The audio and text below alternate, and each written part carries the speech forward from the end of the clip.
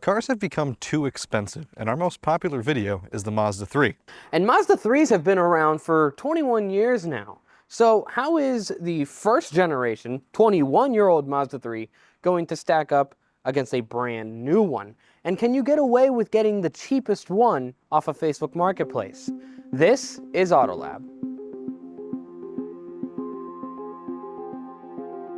And a huge thanks to Lancaster Mazda in Lancaster, Pennsylvania for loaning us the brand new Mazda 3 for this video. Now, the Mazda 3 is one of the greatest sedans on the market, and it shouldn't come as a surprise since it's honestly a tuner favorite and has such a great aftermarket platform for really anybody that wants to start working on cars. So what's it like when you buy the cheapest one? We purchased this Mazda 3 for $2,300, and it being an 07 S model means it has the 2.3 liter engine, which is made by Ford, which essentially means that this is a Ford. It also means that this has the TCM that is mounted on top of the transmission, and as we all know, heat rises, so it's prone to overheating. Unfortunately, that is something that we had to replace right away, and it was not an easy find because out of 10 Mazda 3s of this generation in junkyards in our area, only one had the right one. Well, that's not all the car needed.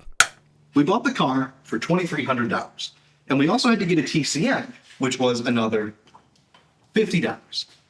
We also had to upgrade the suspension, both front and rear, just in order to get it to pass inspection, and that was another $200. And then on top of that was general maintenance. We had to replace the window regulator, we had to replace the engine oil, the transmission oil, and a bunch of other different fluids, as well as the transmission oil pan plug. That was mainly because the transmission oil pan looked like this, and we had to fix it with JB Weld. That was another $200. And then we may have added a sound system.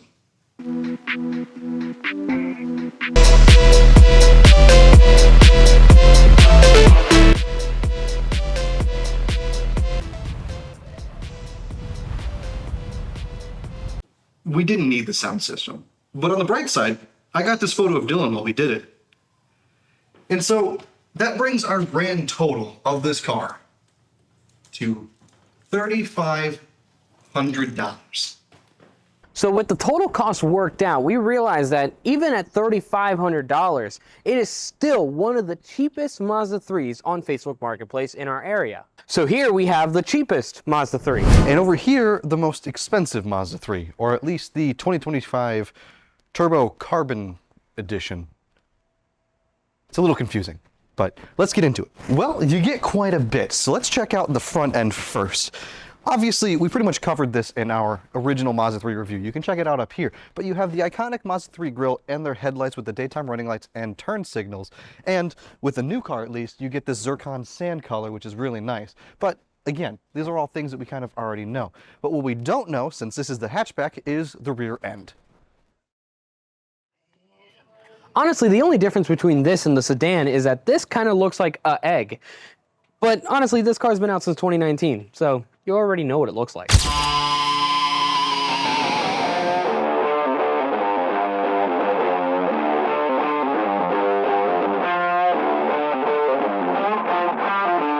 Obviously, the new car is going to look newer.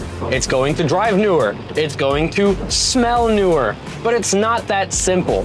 This one cost 11% of the other car. 11%!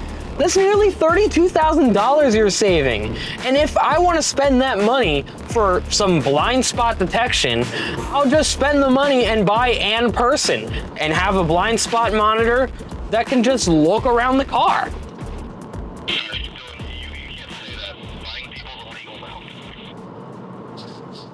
Look, Dylan has a point. He's missing quite a few points, but he had a point. The point is that I'm trying to make is that with this car, everything is covered. You are covered bumper to bumper, replaces everything except for wearable items. And to a lot of people, that is worth it. Now, granted, digging through the junkyard to find a TCM was pretty fun, and the adrenaline rush that we had when we finally got it out, it was pretty great. But on that old car, you don't have a lot of safety features like forward collision avoidance. If you're like Dylan, who will fall asleep behind the wheel just because he's too tired and accidentally crashes to the car in front of him. That's why he bought this car. He bought this specific car purely based off the fact that it had forward collision avoidance. And sometimes those extra safety features are really nice to have. Now, back in 2019, I worked at a Honda dealership. So I was around a lot of Honda Civics and a lot of Honda Accords. And that same company had a Mazda dealership not too far away. I had a second kid on the way, and I had just gotten in an accident with my third gen Mazda 3. Having already owned two of them, I knew that I liked them a lot, but I got a better discount at Honda. So I could have gotten an Accord or a Civic or something like that. I had driven a lot of those all of the time, and I liked them. Don't get me wrong, they were very, very nice cars. But the second that I sat in the 4th gen Mazda 3, that was a 2019, so it was the first year for that car, I immediately fell in love. The interior styling was amazing, way better than anything Honda had to offer at the time. The back seat room was very, very good, and having two kids was crucial. My accident that happened, right, was I rear-ended someone, okay? We're not gonna get too far into that. But I told myself that I needed something with forward collision avoidance. And to be honest with you, the Honda safety features, the forward collision and lane keep assist, just didn't impress me at the time. But I used Mazda's, and it did impress me. The Bose sound system, the leatherette seats, the new car smell. I mean, all of it was better in the Mazda, and it looked way better. So this is an amazing car. This is a car that Mazda honestly wouldn't need to update for another few years, and it still looks modern, it still looks contemporary, and it still stacks up against some of those German brands, those pesky German brands that cost oh so much. I love it, and Matt loves it, and obviously you guys love it if it's our best performing video. It'll always hold a special place in my heart.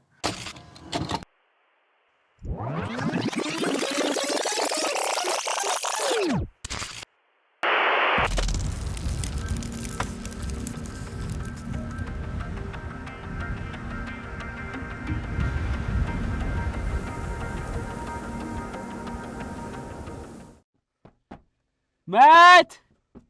Let me out! You ready? God. Yes, I'm ready. You're driving. One of the things that makes this car so good, though, is its handling. I mean, it just glides down the road. You do feel some bumps, right? It is electric steering, so it's a little numb compared to others, but again, compared to other electric steering, you feel a lot of the sensations of the road, which is good. The thing about the steering, though, is that it does tie in with its handling. Mazda has what they call their Sky Active Vehicle Controls, or G-Vectoring Control, which essentially, when you come up to a corner, it means that it's going to adjust the power delivery on its front wheels based on which way you're turning. It also adjusts the vehicle's weight according. You feel one side of the car kind of go numb when it kind of shifts the weight of the car to that side, or the other based on where you're turning. It kind of throws you off, honestly.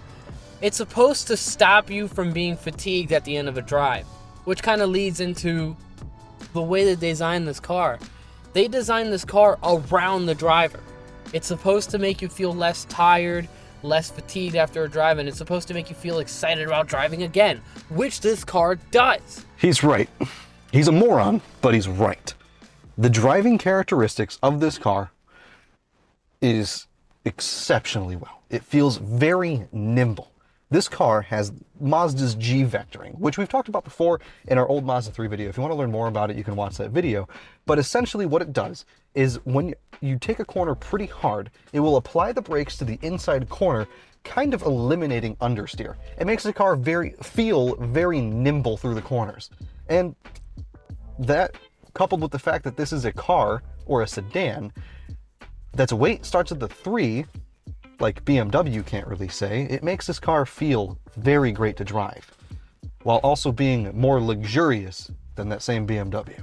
That's a pretty bold statement from Matt, but it's true. Here you have a $35,000 car that feels as luxurious as a $50,000 BMW 3 Series. And honestly, it's not just this car either. It's pretty impressive what Mazda's done with all of their cars lately. But I'm getting off topic. Mazda's other cars, that's for later.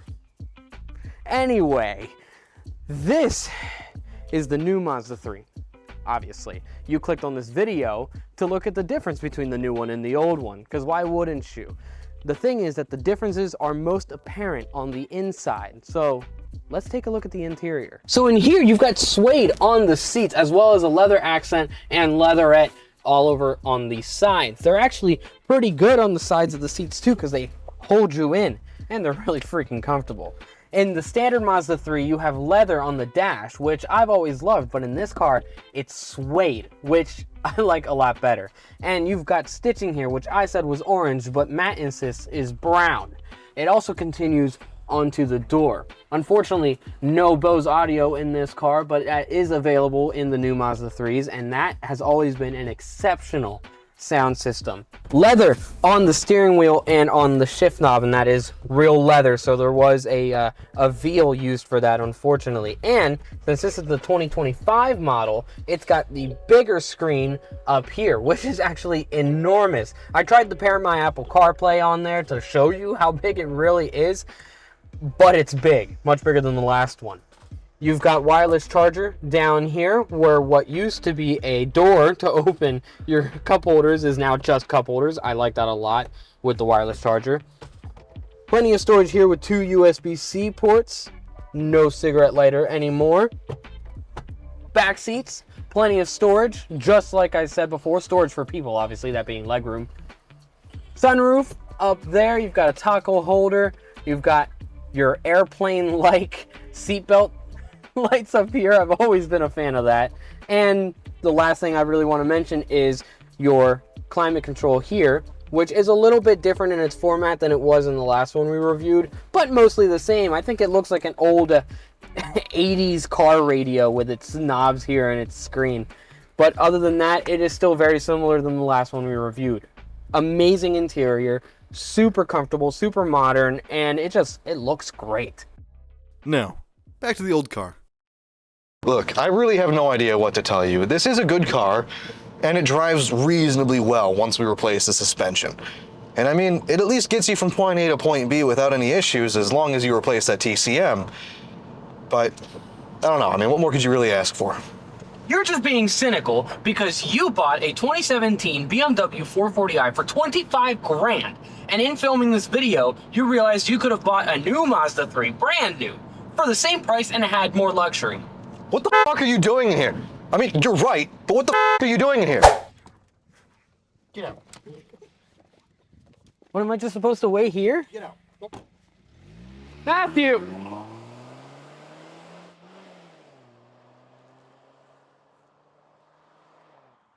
I guess I know what I can do with my free time.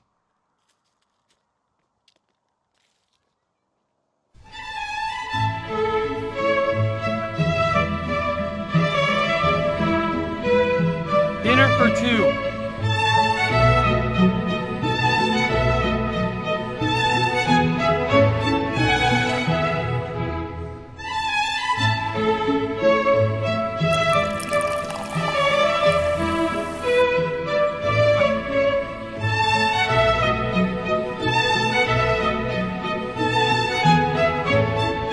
All right, fine. Let me be more specific.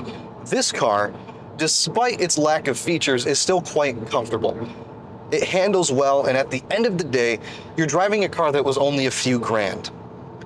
Even though it has a lack of safety features, this car is built like a tank, and it's always going to stay safe. Even some idiot who sets up his dinner on the side of the road isn't going to get in your way.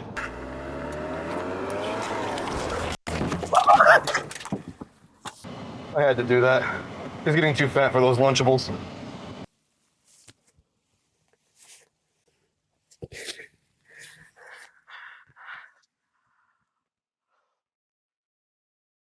Despite being run over by it, I still love this car. In reality, that was Matt's fault, not the car. There's a reason behind the fact that I've had 4 Mazda 3s, And it's because no matter what generation you have, they are different than other cars out there. They feel different, they drive differently. They are eloquent without being pretentious. They're sensible without being overly logical. And there's just something about their handling and their interior design, the way that they just kind of fit the body. Jinba Itai is a big thing that Mazda's all about with their Miata and their newer cars, and that always has been the case with them. Of course, this interior is mostly made out of cheap plastic. The road noise is god-awful. But there's just something about having an older car. Maybe it's the no car payment. Maybe it's the fact that it has its human qualities, its foibles, the things that you can learn to love about it, its quirks that you can learn that are unique about that car, that no other car has. Maybe this is a mystery that we'll never know. But I know which one I'd rather drive on a day-to-day basis, and it's actually kind of surprising me, because it's this one. You're telling me that you would seriously buy this car over that one? I mean, this one, sure, it's a little expensive, but like, when you buy that car, I mean, I don't need that extra money. Well, I mean, look, I do need the extra money, but like, not in the way that I said earlier, I know. But by the thing time is, you buy that car, do all of the changes, buy a warranty for it, do all of the extra things with it, you're kind of, sitting around $10,000.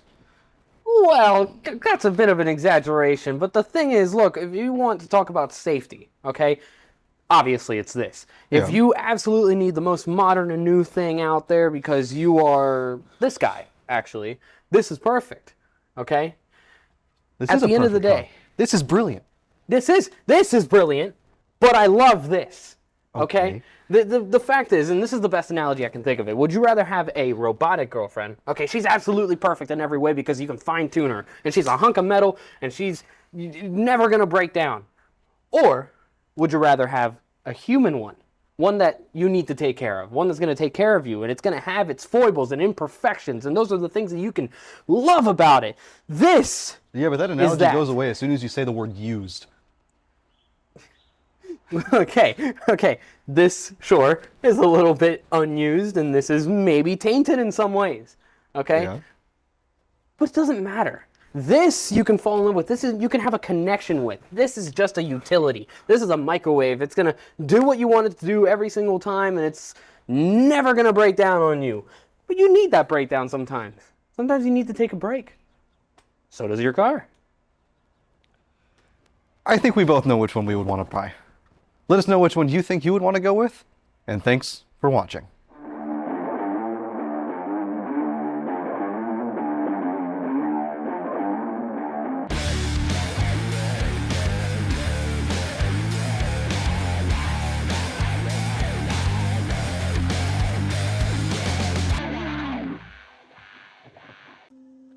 Gonna show me eating this.